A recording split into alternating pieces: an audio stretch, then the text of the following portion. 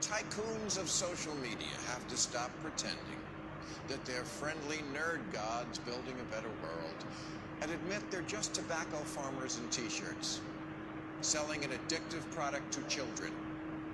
Because let's face it, checking your likes is the new smoking. Philip Morris just wanted your lungs. The App Store wants your soul.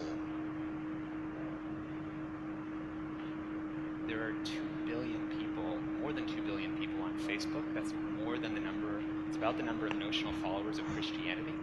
People check their phones 150 times a day, millennial sort of audience. And so if you think about it, from the moment you wake up, it's like you're jacked in to this environment. And thoughts start streaming into your head, designed by a few technology companies. What we find is the typical person checks their phone every 15 minutes or less, and half of the time they check their phone, there's no alert, no notification. It's coming from inside their head telling them, gee, I haven't checked in Facebook in a while. I haven't checked on this Twitter feed for a while. I wonder if somebody commented on my Instagram post.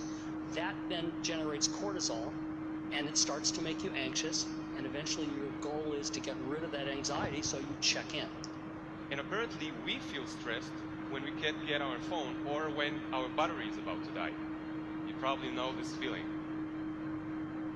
And a research done in Australia among 3,000 people under the age of 30 found that 9 out of every 10 admit to feel this anxiety while having his battery dying. Steve Jobs revolutionized the entire world with the iPhone, and he never let his children use it because he did not want them dependent on technology. Right now, an infant is getting their first laptop that's soft and squishy and makes noise.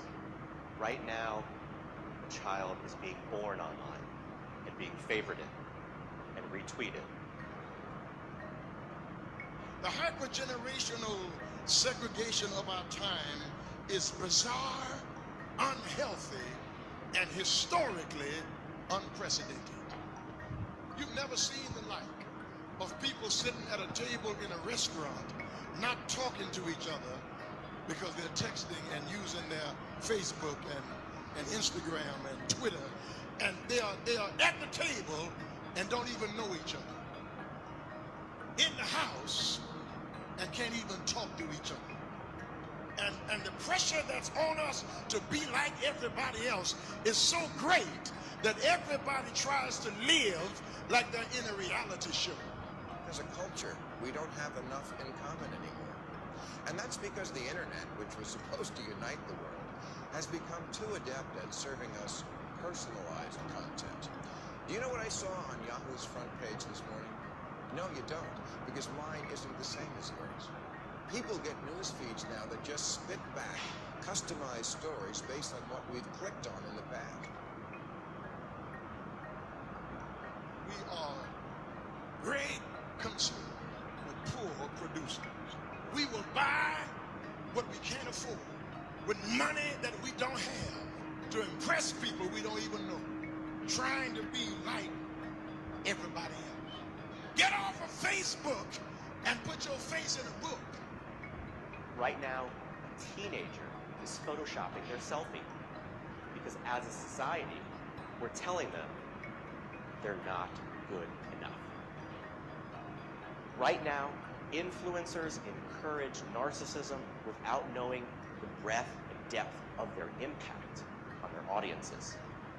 Right now, 40,000 spectators are in an Olympic football arena watching a competitive esports competition because this is this generation's football match.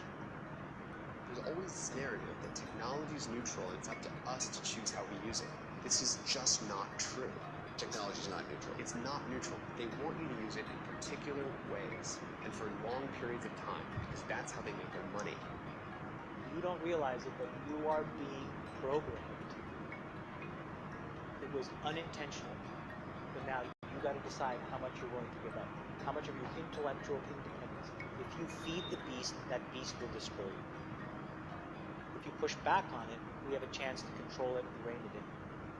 And it is a point in time where people need to hard break from some of these tools and the things that you rely on. The short-term dopamine-driven feedback loops that we have created are destroying how society works. No civil discourse, no cooperation, misinformation, mistruth. And it's not an American problem. This is not about Russian ads. This is a global problem. I challenge everyone to try going 1 week without social media.